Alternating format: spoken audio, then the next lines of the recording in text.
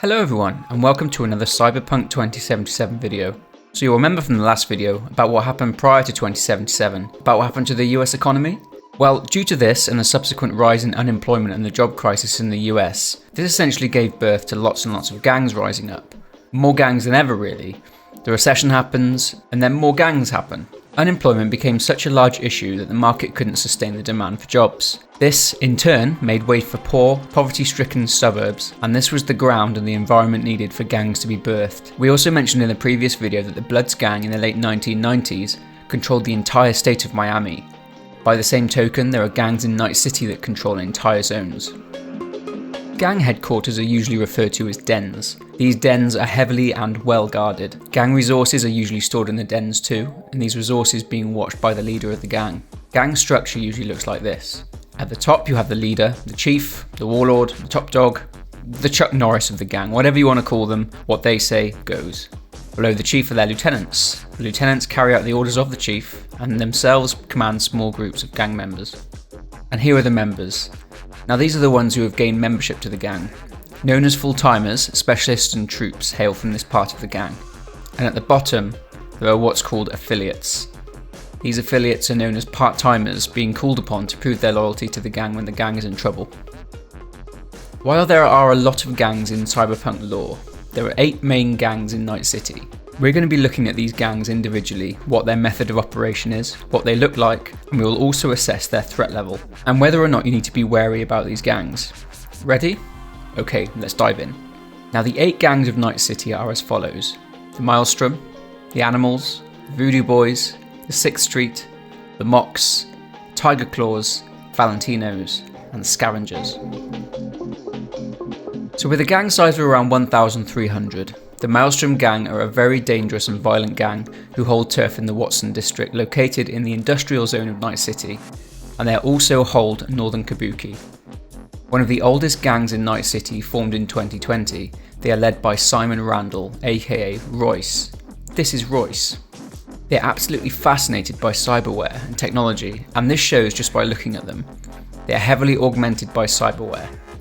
I mentioned in the previous video that one of the problems enveloping Night City was cyberpsychosis, a condition in which the subject uses cyber technology to disconnect from human contact, so much so that any human contact causes violent tendencies. This mental instability and the cyberpsychosis is what makes this gang so dangerous. They also tend to modify their cyberware with combat mods to give them the edge. They are a formidable foe if you cross them, so think twice about your capabilities to face them, as they use pain editors and reflex boosters, which will make them a tough enemy for sure. They have been known to take contracts for hit jobs, executing foes in extreme and bizarre ways such as skinning people alive, dismemberment, and also drowning people in wet concrete. Nuts. However, if you do want to set yourself a challenge and hunt them down, you can find them at the abandoned all-food plant, the Toten Towns Club, Factory Hall, and the Heaven Med Clinic. This gang, due to their tendency for violence, due to their mental state and their heavy augmentation, obtain the threat level extreme. This moves us on to the Animals.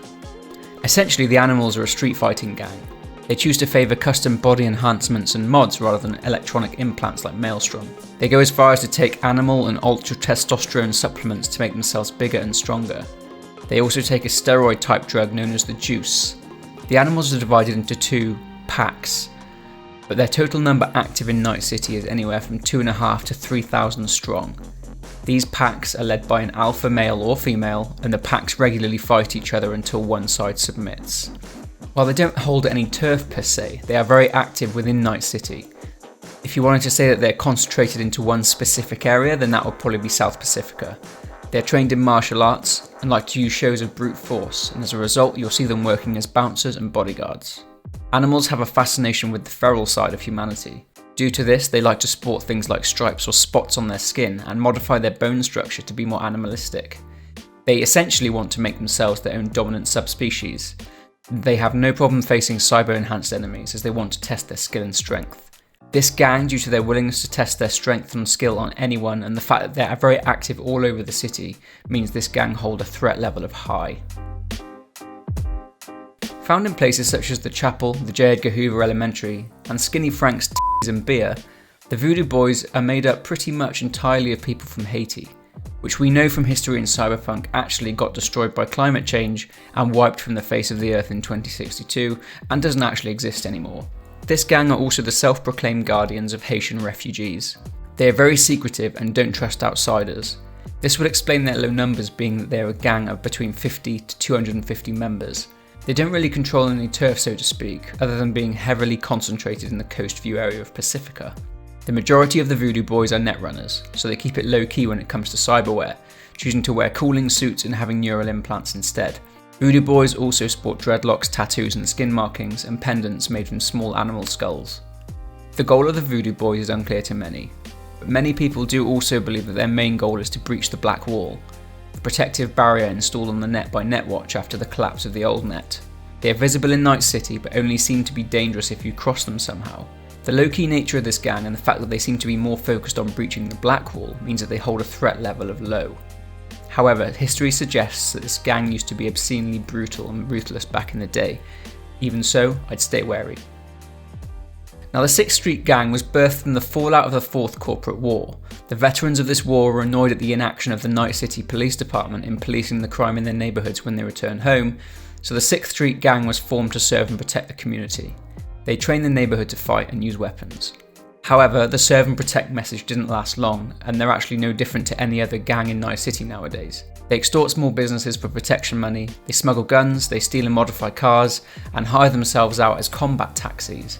They are usually spotted wearing military gear and anything with the stars and stripes adorned on it. Their main headquarters are in Arroyo, but they have other headquarters in other areas of Night City that are used to monitor the gang's facilities and patrol neighbourhoods.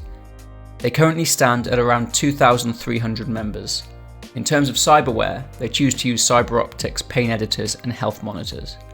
You can find this gang hanging out at Wicked Tires Auto Shop, Pig Boys Delight Irish Pub and the old C-Team HQ. They control Santo Domingo and have some foothold in Charter Hill and the Glen, but don't tend to step on other gangs' toes. Due to their respect for other gangs' territories but also having a criminal element to their business, the 6th Street Gang rank as threat level medium. The Mocs. Now, before we dive into this gang, we'll need to know a bit of background. Elizabeth Borden, aka Lizzie, owned a strip club and was known for protecting her workers against violent clients. All was well until 2067, one of Lizzie's girls was violently raped and killed by a gang called the Tyger Claws. We'll get to them soon. Lizzie went total badass on 3 of the people responsible, killing them with an axe and displaying their bodies outside of her strip club. This served as a message that anyone who harmed another one of her workers would face the same fate. However, in response to this, Tyger Claws raided and destroyed Lizzie's club, before killing her. This caused citywide riots and violence aimed at Tyger Claws. Lizzie became a symbol for the fight against gang violence.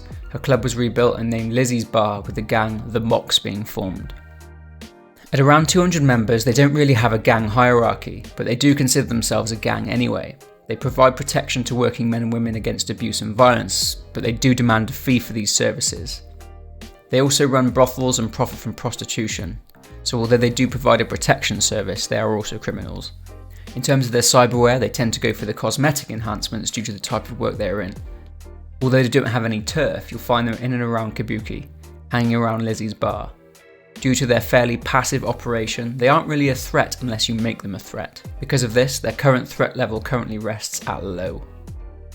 Now, it's only fitting that we continue with this gang given their beef with the Moxes. The Tyger Claws are a large gang, one of the largest in Night City actually, with an estimated 5,500 members. They currently hold turf in Westbrook, more specifically Japantown and Charter Hill, and a little hill in Kabuki. The Tyger Claws model themselves on the ruthless operation of the Triads and Yakuza. They are a predominantly Asian gang with a mission to protect their turf while expanding their power by taking over other gangs' businesses. You'll recognise them by their bright luminous tattoos and katanas. The higher ranking Tyger Claws would prefer not to fight you if you cross them, but they will, and will aggressively if you cannot give them what they want. However, in any load of apples you always have some bad ones, and there are some lower level Tyger Claws you'll come across in Night City who are just downright sadistic and brutal. They own businesses in Night City, and lots of them, mostly bars, restaurants, casinos and clubs. These are legal businesses, but are fronts for other activities. Tyger Claws are in tight with the higher management of Arasaka, who pay them to do jobs, and they pay the Tyger Claws in cyberware and weaponry. Due to this gang choosing not to engage, and having some members of this gang who are just plain psychotic, this lands them with a threat level of medium to high. The Valentinos. Another huge gang at 6,000 strong, the Valentinos gang control turf in Haywood, specifically the Glen, Wellsprings and Vista del Rey. They operate mainly out of the impoverished Latino communities in Haywood. They wear jewellery adorned with religious motifs and are very flashy.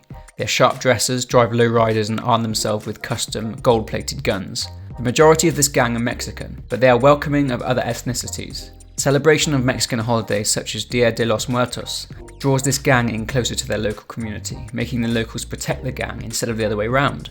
This makes police intervention near impossible. This means that in return the gang protect the whole neighbourhood, so it's a win-win for both sides. Valentinos are all about loyalty, reacting violently in the face of betrayal. They own many businesses, fronts for criminal activity of course, and are involved in pretty much every criminal activity possible. Due to the fierce protection of their community and their integration within it, it's one very big family to piss off should you decide to. Due to this, they too qualify for a threat level medium to high.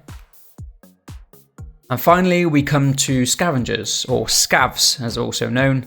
I'd like to say that they are the worst, and I'm probably right. These guys are scumbags. No one really knows how many members of this gang are active. They came about after body augmentation became so widespread and became so easily available.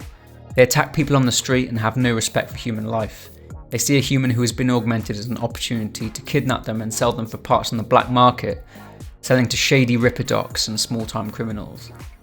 They only care for making money and profits. They dismember and mutilate in order to obtain these parts. They tend to hang out in groups and don't control any turf, so you will find them all over Night City, but mainly in North Pacifica and the south part of Wellsprings.